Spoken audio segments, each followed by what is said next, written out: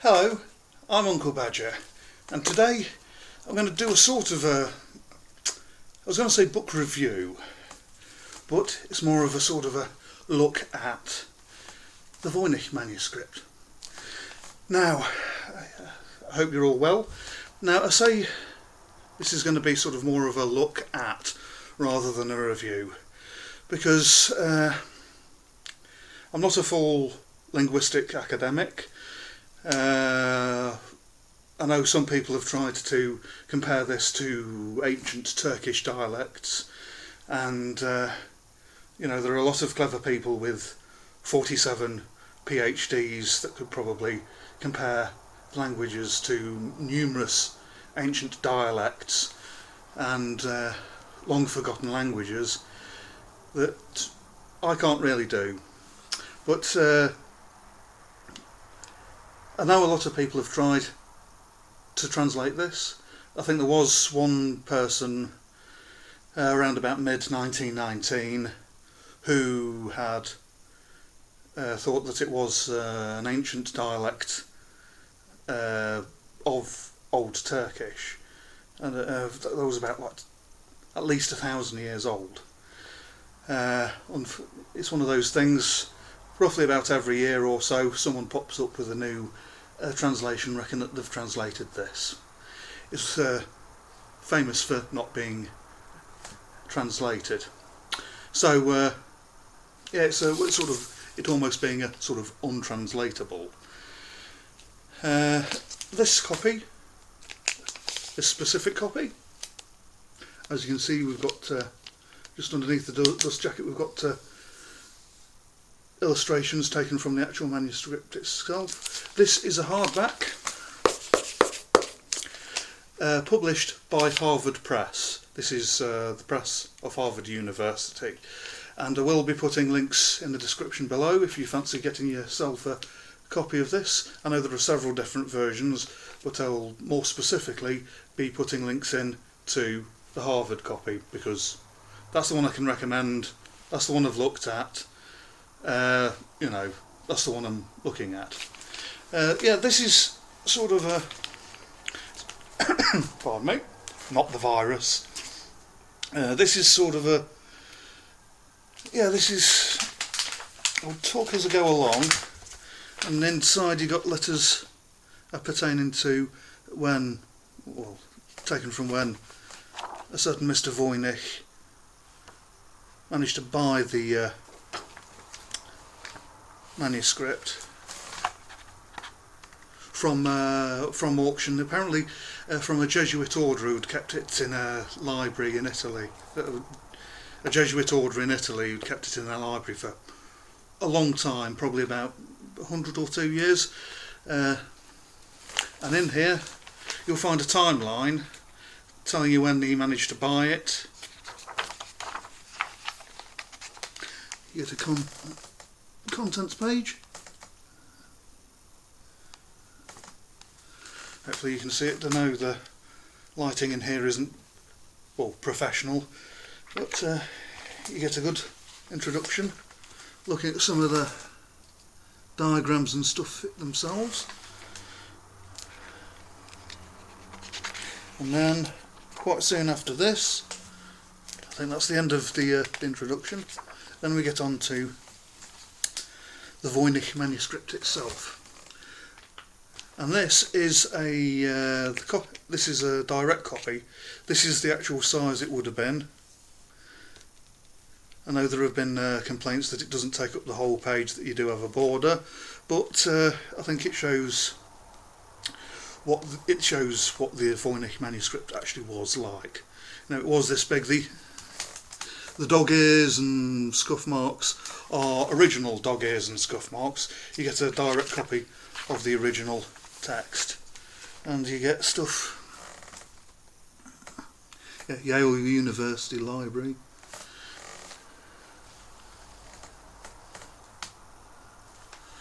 I'm not going to do a page for page sort of look at it. I'm going to have a bit of a quick look. As it were. This is going to be more of a look, so you can sort of judge the quality for yourself. should you wish to get a copy yourself. There's a bit of a shine on that page. But yeah, there we go, there's the other page there. Yeah, I've heard several complaints about, well, I heard a complaint about this, that there was a waste of page, that they didn't didn't maximise the original text to the page that they were printing on, and it's sort of, well, it's the original size of the text, with, you know, it's to show the original dog marks and stuff. They also had a complaint that it was faded, and it's sort of trying to get it at an angle. There we are, so the light doesn't shine off the page. That yeah, it was faded, and it's sort of, well, it's a copy of the original text. It's about 600 years old.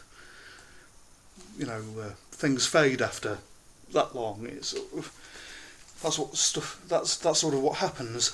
But this is sort of what it looks like, including strange plants that some people that it's famous for having that can't be recognised.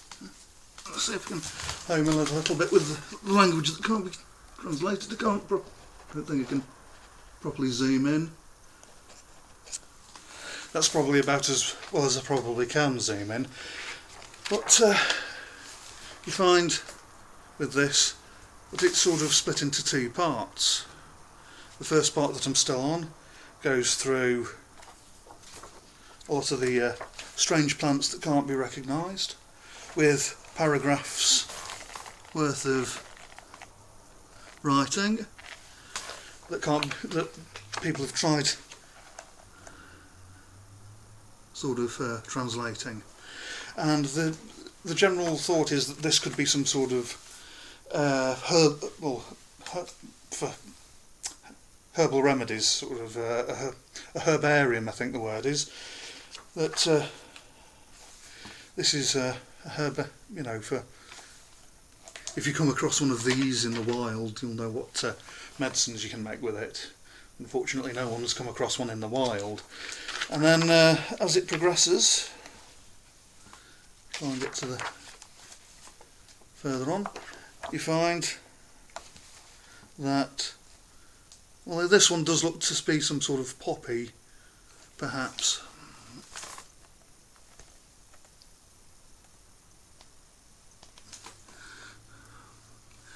Yeah, that looks to be some sort of poppy, perhaps.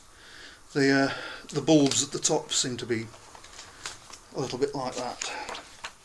But then, eventually, we get on to more of a sort of something that's more akin to astrological charts and things like that. And here we go. Here's part of one.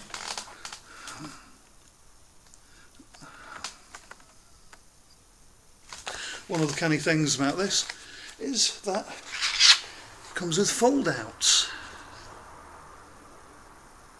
So that would have been almost a sort of a triple page spread. This is more of a general look rather than a full-blown review. It's quite hard to review something that sort of no one can understand with pictures that no one can fully recognise. But this is getting into some of the astronomical sort of stuff, and part of the weirdness is that you can see on this side there are little naked ladies almost going down. This is as a sort of a chute, and that seems to be an astronomical chart, mostly made up of naked ladies. Trying to mispronounce and say it naked. I know it's a bit sort of more humorous, but it's trying to say that so certain algorithms might, you know, for the sake of certain algorithms. But we get into sort of not seeing some of these ladies in the borders, and there are talks about these being sort of it being more of a sort of an alchemical sort of thing. This is sort of a more sort of like getting into sort of midwifery and feminine medicines.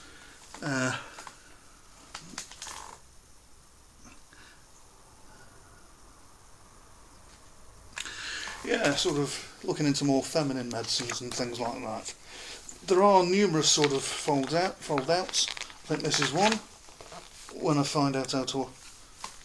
here's part of it. This is the whole thing. You only find...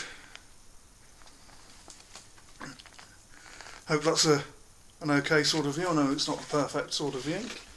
There's that. As I understand it as well, the Voynich Manuscript has starred in episodes of Ancient Aliens as well. And it has been speculated that a number of these vegetables and whatever the ladies are getting up to, it could all be taking place. These are plants that grow, and these plants grow within hollow earth. I'm not sure whether to believe that or not, but I am sort of looking into a bit of hollow earth myself, but I'm not quite sure what to think of it yet. But yeah, a lot of this stuff is taken from hollow earth. Lots of text with stars. Yeah, and as I said earlier, people have tried to translate this. I think some of the complaints about it, the ink being faded, they were perhaps made by someone who, and the size of the actual pages. I'm wondering if they were made by a person that was, I was going to say chap, I don't know if they're a chap or not, chapette. I don't know if they were planning on trying to have a go at translating the text or not. But I think if a person was wanting to get a copy of this, then this would probably be the best one to get, and it would be a case of having to scan or photograph a lot of the pages and then loading them up into some sort of photo manipulation program, some sort of high-tech scanner perhaps, and then going from there trying to make the letters and the diagrams and stuff a bit more distinct, and going from there, seeing if there are any language recognition soft programs out there. I think a lot of people have tried to do that already, though. There do seem to be sort of a person every year or two popping up saying that they've come up with a definitive translation of the Voynich Manuscript, and then someone else pops up a year later. So that's a bit... yeah, it sort of extends the mystery a little bit. But yeah, and from roughly about here, what we do is we go into several of the essays. This comes with essays, and as you can see, this is the back page. This is profiles. I'll try and breaking that page out a little bit. This is profiles of the top and the bottom of the book.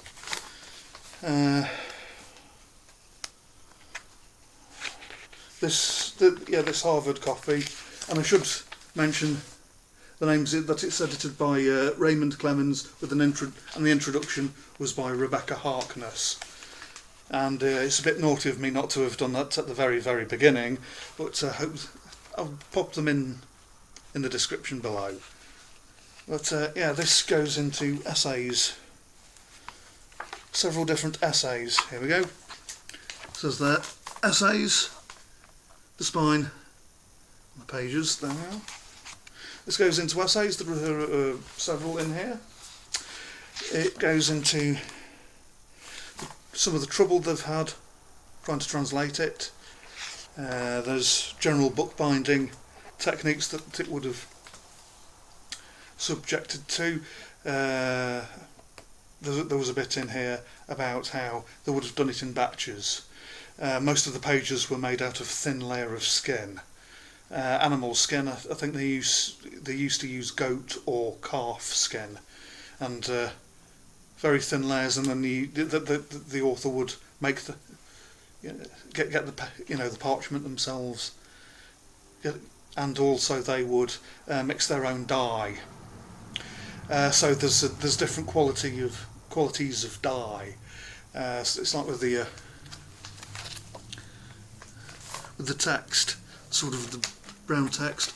There are subtle changes as it progresses in the colour of the dye. So they would have done batches, and then sort of made a fresh batch as near identical as they could. But of course, it's made over many years. Would have been changes in the way they would have made it. But they go into bookbinding stuff. They go into the known history of the book. That's when Voynich the buyer. They're going into the Voynich himself, about how he managed to find the text in a Rosicrucian monastery library in Italy, and how it had gone to America, a few other places. Yeah, there's notes on that. Yeah, there's copious amounts of notes. You'd sort of expect that from a book published by a university library. There are essays with proper notes. This, almost 2 full pages of notes for that essay about Voynich himself, and physical findings. I think this goes into how the bookbinding, some diagrams. So it can be interesting for someone planning on perhaps binding their own book, a bit of a bookbinding historian, someone that's wanting to make perhaps duplicate things. These would have been, when I say author, it's a completely different sort of meaning to what it means today. It's the author would have made the paper, made the ink, and then as well as wrote the book. But you go into findings, and I'm sorry about the light glinting off the pages.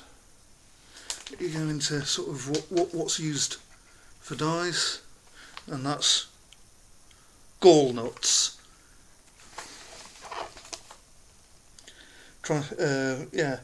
Gall nuts are an oak tree's defence against insects, and I'm trying to see what colour dye it would have made, but can't quite see.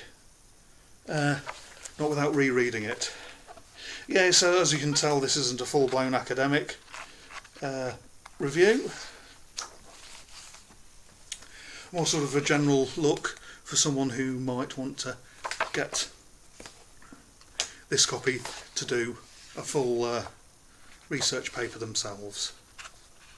So we carry on.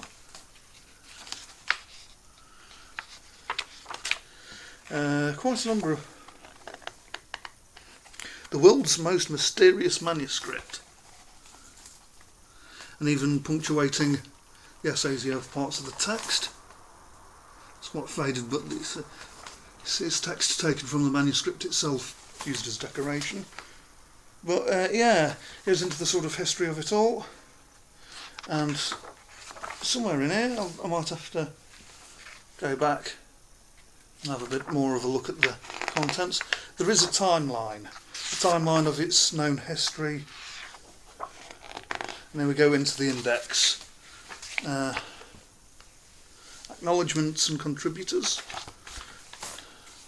This is a proper, yeah, as you can see, this is a proper study on things. Here we go, the chronology. Because it was thought that, I'll have a better, just pop it down on my lap for a moment. It was thought that it could have been written by John Dee, but that has been disproved. It was thought that it could have been written by Francis Bacon. That's been disproved as well. But as far as we know, we can see here the original parchment has been carbon dated with a 95% probability to between 1404 and 1438. So it's roughly roughly 600 years old. It's silly me for getting that wrong. Let's we get into some of the other stuff. Trying to read along with you.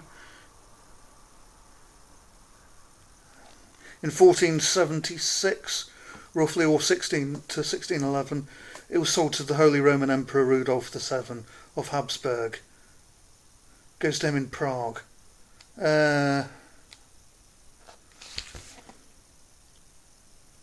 And then it was sort of looked into around 1640. That's shortly after the Holy... Yeah, so just say the Holy Roman War. No, the 30 Years' War, which saw a lot of Catholic and Protestant countries go to war. So that's quite interesting. It goes on through it being tested, it going into the Jesuit main library in Rome in 1680 to 1773. Was it 93 years, quite a broad period of time, so there is some mystery still left in the actual the modern chronology of the book. But anyway, that is a look at the Voynich Manuscript. Hope you enjoyed. You can better see what it's actually like, and that you might actually better be able to consider whether you would like to buy this certain copy. I'll put links to the book in the bottom, in the description, and I wish you all good health. Bye!